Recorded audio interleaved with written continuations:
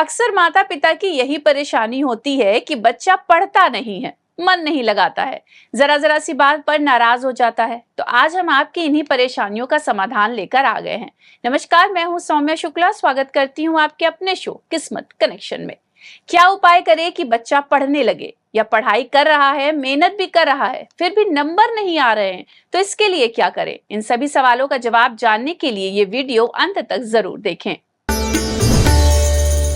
एक जो क्वेश्चन है कि बच्चों में गुस्सा क्यों आती है, वो पढ़ने में उनका मन कैसे लगे, तो उसके लिए सबसे अच्छा तरीका है कि जब वो पढ़ाई करने के लिए अपना शुरू करें तो पढ़ाई करने के पहले एक ईशान कोण में अगर वो शंख बजाना जानते हैं अगर, तो ईशान कोण की तरफ मुंह करके शंख बजाएं। 1 बार 2 बार और अगर हो सके 3 बार शंख बजाने के बाद फिर अपनी पढ़ाई शुरू करें। तो उनका क्या होगा कि ये पढ़ाई के लिए एकाग्रता चाहिए, और एकाग्रता तभी आती है जब हमारा अंदर से पूरा जो अंदरूनी शरीर है वो जब ठीक रहता है। तो शंख बजाने से, और अगर बाई चांस शंख आप नहीं बजा सकते हैं तो आप प्राणायाम कर सकते हैं। प्राणायाम आप जानते होंगे, अनुलोम विलोम जो होता है। और नहीं भी जानते हैं तो आप सिर्फ सीधा बैठ जाएं, रीढ़ की हड्डी सीधा करके, और 3 बार ओम की उच्चारण करेंगे। वो तब तक करेंगे जब तक आपकी सांस ना टूटे। इस 3 बार उच्चारण करके ओम का फिर जब पढ़ाई करेंगे तो आपका पढ़ाई में मन लगेगा। आपको गुस्सा बहुत आता है, तो इन्हीं सब चीजों से, प्राणायाम करने से, शंख बजाने से, इससे आपके गुस्से में भी थोड़ा सा कमी आएगी। जैसे बहुत लोगों को हमने सुना है कि अपना जब एग्जाम टाइम आया है तो उन्होंने पेन जो है किसी सत्पुरुष को, किसी महापुरुष को दे दिया कि पेन में कुछ कर देंगे और उस पेन से हम लिखेंगे तो हम पास हो जाएंगे। ना, बिल्कुल ऐसा नहीं होता है। ठीक है, उस पेन को दिया जाता है, जरूर उस पेन को अभिमंत्रित किया जाता है, लेकिन वो कहिए कि आपने कुछ याद नहीं किया, कुछ पढ़ा नहीं, और उस पेन लेके गए आपने वहां पर एग्जाम देने और सब कुछ लिख दिया, संभव नहीं है। आप जो पास होंगे, आप जो पढ़ेंगे, सिर्फ उसी से ही आपको एग्जाम देना है। वो पेन सिर्फ आपकी ये मदद करेगा कि मौके पे जो आप भूल रहे हैं वो आपको याद आ जाएगा। ठीक है, आपको जो 10 बार पढ़ना पड़ रहा है उसे 5 बार पढ़ना पड़ेगा और आपको याद आ जाएगा। मौके पे वो चीजें याद आएंगी। पेन सिर्फ इतना आपका सहयोग कर सकता है। तो ये पूजा पाठ जितनी है वो थोड़ा सहयोग करती, ना कि हमारा पूरा वही करती। कहते कि अब हम बैठे रहे, पढ़े कुछ ना, और हम पूजा पाठ मंत्र उच्चारण ऐसे कर लें कि सब कुछ हम पास हो जाए, संभव नहीं है। ये सिर्फ एक सहयोग करता है। आप जब पास होंगे वो अपनी पढ़ाई से ही होंगे। ये बात का हमेशा ध्यान रखें कि देखिए, वायव्य कोण में कभी भी बैठ के पढ़े ना। वायव्य कोण मतलब समझ रहे हैं आप, उत्तर पश्चिम का कोना।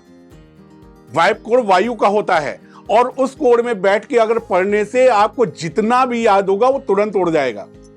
वो आपको भूल जाएंगे, बहुत जल्दी भूल जाएंगे।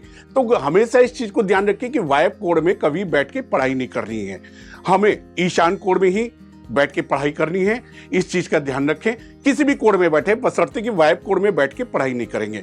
दूसरा ये है कि हमेशा पढ़ाई, अगर आप ये सोचे कि हम बिस्तर पे बैठ के, चारपाई पे बैठ के करें, बिल्कुल गलत है, बहुत गलत है वास्तु के हिसाब से भी, और जो अपनी सरस्वती देवी जी हैं उनके हिसाब से भी तो बिल्कुल गलत है। तो चारपाई पे बैठ के बिल्कुल पढ़ाई ना करें।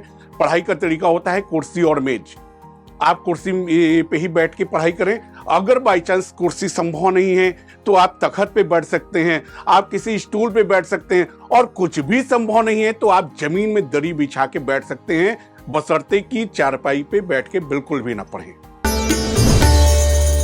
बच्चे ऐसा भी कहते हैं कि हम पढ़ाई तो बहुत करते हैं और पूरा टाइम देते हैं, सारे प्रयास करते हैं, फिर भी हमारे नंबर कम आते हैं, फिर भी मौके पे हमको कुछ याद नहीं आ पाता है।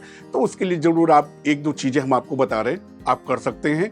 एक, जैसे कि अगर आप मेज कुर्सी है, संभव आपके पास मेज है, तो मेज पे आप, पढ़ाई वाली मेज पे एक छोटी सी प्लेट में जो सरस्वती यंत्र होता है उसको लाके आप रखें, और पढ़ाई के पहले उस यंत्र के बीच के स्थान पे त्राटक करें। त्राटक का मतलब होता है किसी भी चीज को एकटक घूरते रहना।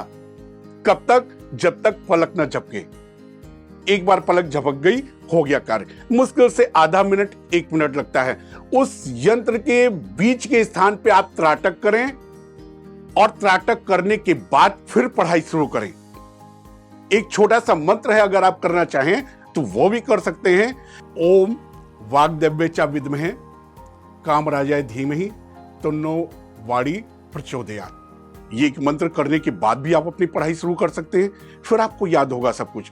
एक छोटा सा मंत्र है जो जिसको मंत्र कह लिए, कुछ भी हम जब पढ़ा करते थे 80 के दशक में, हमारे बहुत छोटे थे, हमारे गुरु ने, हमारे टीचर ने जो हमको बताया, हम अपने एक पुस्तक में लिखा करते थे, कॉपियों में लिखते थे उस मंत्र को पहले, और पढ़ाई शुरू करने के पहले उसको बोला करते थे। हम आपको भी वही चीज बता रहे हैं, बहुत छोटा सा है। वीणा रंजित पुस्तक हस्ते विद्या देवी तुम्हें नमस्ते। बहुत छोटा सा मंत्र है, ना संस्कृत है इसमें, ना कोई तो आप आराम से इसको बोल सकते हैं। आप चाहें तो ये भी नोट कर लें और अपनी कॉपी पे या अपने मेज पे कहीं भी लिख के आप लगा सकते हैं और उस जगह पे इस मंत्र को बोल सकते हैं, वीणा रंजित पुस्तक हस्ते विद्या देवी तुम्हें नमस्ते। ये भी आप कर सकते हैं। मेन सबसे ज्यादा आप ध्यान दीजिए क्या कि पढ़ाई में मन किस प्रकार लगे। उसके लिए हमारे कमरा ठीक ठाक हो, साफ सफाई हो, उसमें गंदगी ना हो, जो उसमें पर्दे हैं उस पर भी ध्यान दें, जो लाइट है उस पर भी ध्यान दें। और कभी भी अंधेरे में, या जैसे कि बहुत बच्चों को हमने देखा है कि टेबल लैंप लगा के पूरे कमरे में अंधेरा और सिर्फ टेबल लैंप लगा के वो अपना पढ़ रहे हैं, ठीक भी नहीं है। वो एक बार की तो ठीक है, आप सिर्फ उस पर ही फोकस कर रहे हैं, लेकिन आपकी आंखों के लिए, आपके स्वास्थ्य के लिए ये ठीक नहीं है। आप पूरे कमरे में जो लाइट है, कमरे में पूरा रोशनी करके फिर पढ़ाई करें तो ज्यादा अच्छा रहेगा। नमस्कार।